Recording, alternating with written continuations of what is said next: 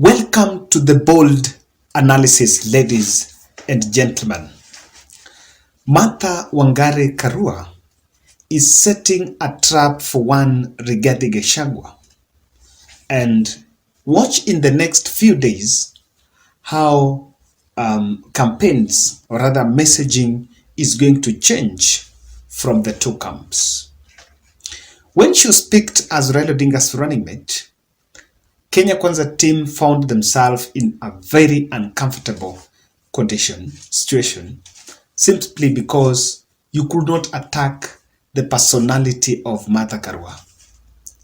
And now she was on a campaign rally in Makueni. She was hosted there by, she went actually to Makueni and Kitui.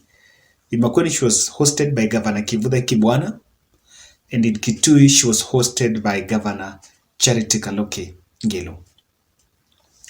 As the rally was going on, Women League at the UDA were also converging in Nairobi Nyayo Stadium for what they called National Women Charter. There is something that has happened, that there was a momentum that Martha Karua had created, and she had created her own niche. Remember, she's been getting series of endorsements, nationwide endorsements by Maendeleo ya Wanawake, and it's a group that has come out to endorse her candidature on the platform of the gender. Even though strategists, or rather political speakers in rallies, have treated this as inconsequential, but behind the scenes, there is a lot of strategies that are being laid to neutralize the gender agenda. I want to challenge the people that have a school of thought that Martha Karua is just an embodiment of agenda, or of her gender. No, I think she's more than just being a woman. A woman is just naturally born a woman. But again, she's a person that has stood the test of time, the test of trial, and the test of integrity. So on that platform, you cannot pinch her. Recently, 3 days ago, one Silvanus Osoro came out to attack the personality of Martha Karua. And when I bumped on that clip, because he was addressing a group of UDA women that had the yellow, that were putting on the yellow merchandise, or the yellow t-shirts. And I scooped it and just saved it, because I wanted to see what exactly this means. If you realize, for me, when something happens, I tend to collect so that we give it a holistic approach. You don't just make an impromptu analysis just because of an event. You try to look at what is behind it. So I wanted to listen to Silvanus Osoro here. Martha Karua, my friend, at his junior, Raila amepea Martha Karua, the big deal was strategic. Kwa sababu wanajua Martha Karua, huyo mzee akapewa hiyo kiti, within 2 months Martha Karua ataresign. Unajua atatoa macho yote nje, akasirike. Yeye si mtu wa kusimama, atoke. Alimanage kukaa na bwana yake miezi 2. Sasa wewe ndio utawezana na yeye? Mnanipata? So hiyo ni kudanganywa, umedanganywa tu.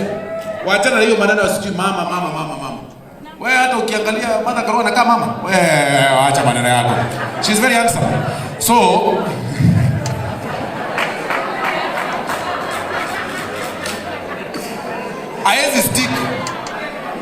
So one would fail to understand why, honestly, Silvanus Osoro will take that chance. As in, because he's vying somewhere in Nyamira huko chini, I think somewhere in Kisii, South Mugirango, and Martha Karua is not her competitor. So most probably he was receiving instructions from the national campaign strategists. And today, during a charter, the charter that was being signed at in Kenyayo, there was a meeting between Deputy President and a host of women leaders before they even went to Nyayo. And today is I think William Ruto was captured in his office, in Harambee House office after quite some time. That meeting, and that is the photo that you're seeing here, that meeting was attended by Waiguru, Kihika, Cecily Mbarire, and Kithure Kindiki, the host of the women leaders. I want to understand that that meeting was perhaps, and Alice Wahome was just meant to strategize on what each one of them was going to say. So Cecily Mbarire was given a very specific task that she has to mention, or rather to place a point on the issue of Martha Karua. Strategically, she was picked to attack Martha Karua because, again, if you look at her, she's the one who is very closest to Rigathi Gachagua, and Rigathi Gachagua was doing the Mount Kenya rally. So this decision was arrived at some time back. And again, she's not in a place that, if you look at Kihika is in a cosmopolitan county like that of Nakuru. So crushing Martha Karua, and she also needs the votes of Jubilee and all that. That was not advisable. Alice Wahome was the least because for her she's just eyeing an MP position.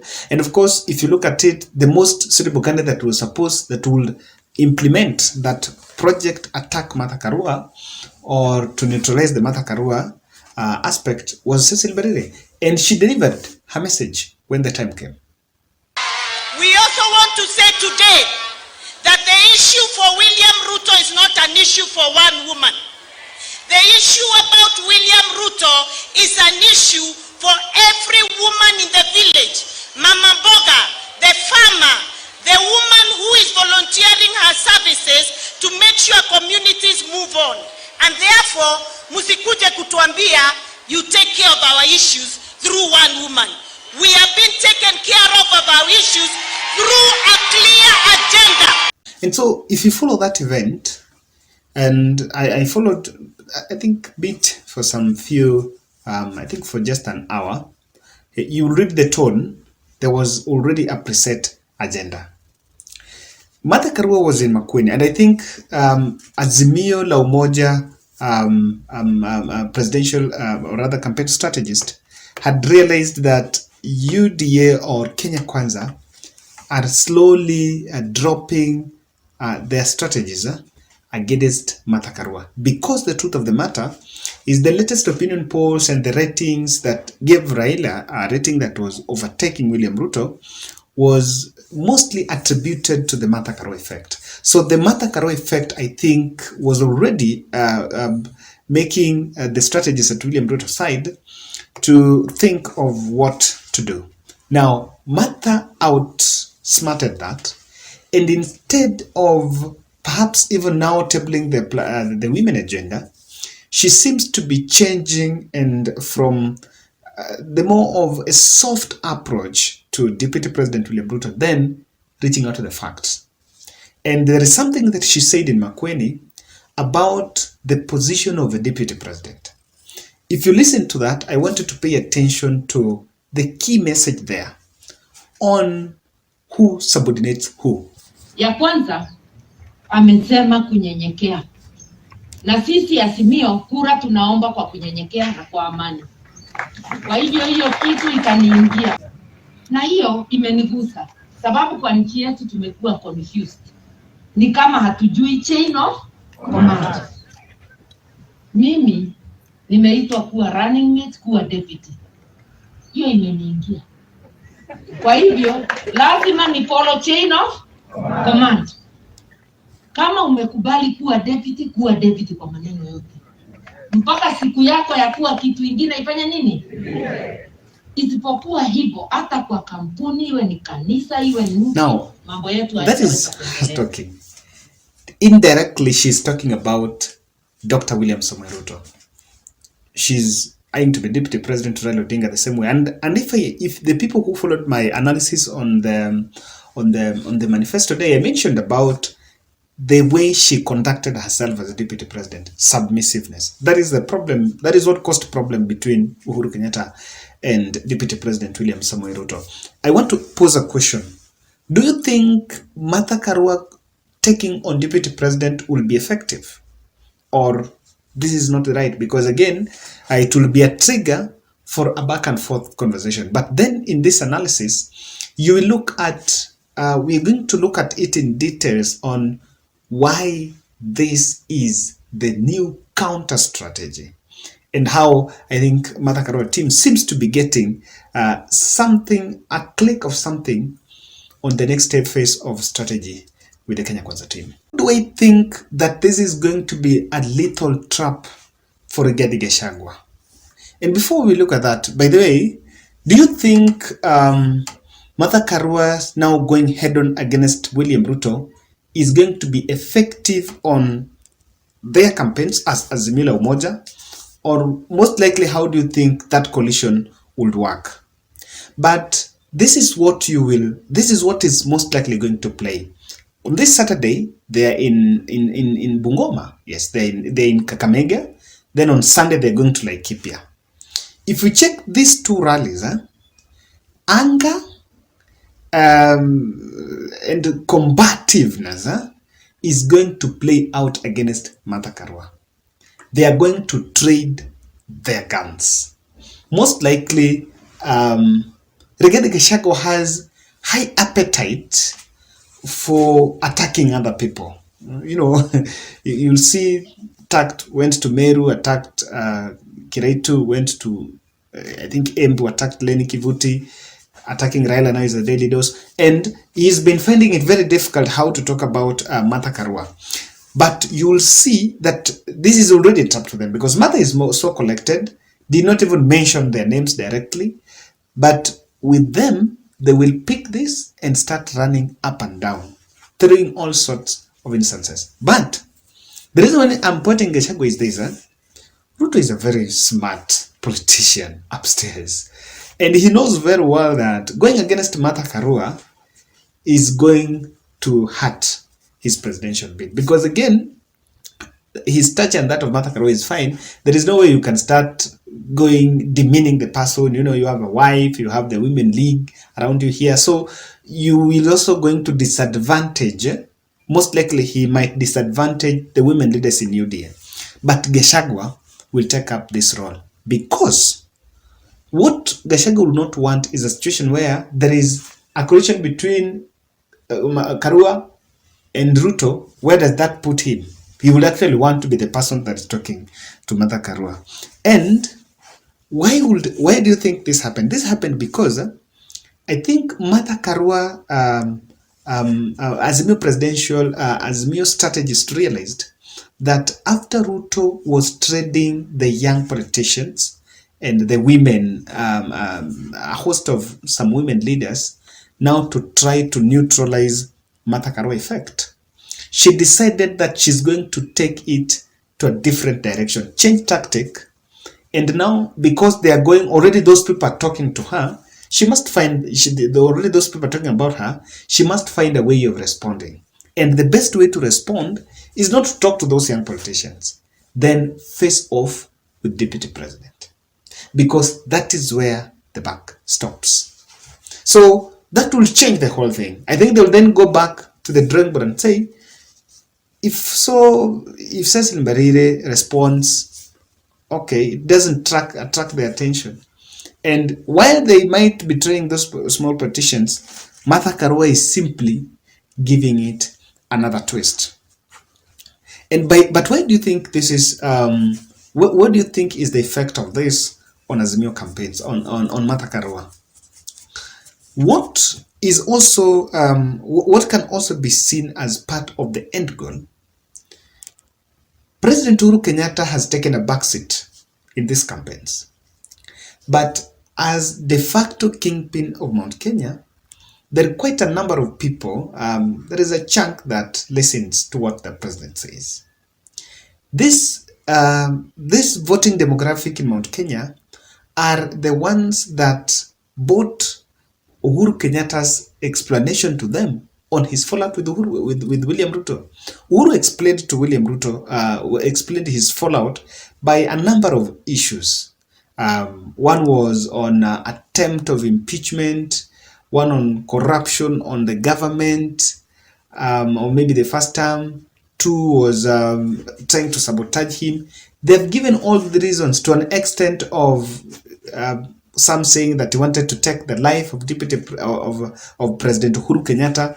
Now, there is a voting population in Mount Kenya that is taking with Uhuru. However, because Uhuru is not in the campaign trail, there is a way that Martha Karua is the person that is going to be their vehicle to Azimio la Umoja. And to make sure that she convinces and stays put with that population, then she must say what that team wants. That presidency is about respect, and until it is your term. Because when you are told, when someone is a president, when they have the presidency and they feel like, okay, they wanted to take it before, the senior citizens are the ones that are targeted with this information. And I think it will be perfect if it is going to get to the intended audience. Martha Karua is a politician that has also been praised and criticized in the same measure. Her position about BBI, stepping out of government in the 2009 after as a minister, after Mwai Kibaki appointed. I think Mwai Kibaki appointed some judges without her input while she was the Justice and Legal Affairs Minister. In the other previous constitutional dispensation, I think there was that provision of input of the minister. So that is something that we've seen, and she's seen as so tough and will not be submissive to Raila Odinga. Now, with this kind of endurance to the audience, she sells a humility card. And what is simply saying is, whatever is being said in the campaign rallies and whatever people think I am, that is not me, and I might be another woman that you don't know. So that submissiveness is, and when she was speaking in Makueni, the kingpin is Kalonzo Musyoka, and of course there is the order of seniority between Raila, Martha Karua, then Kalonzo Musyoka. But Martha Karua is simply saying that I don't have an issue, and I'll play to the rules of the game. Ladies and gentlemen, I want to look at the comment section. Honest, mature, and constructive comment. When Martha goes straight head-on with Ruto, what do you think will be the effect? Yes.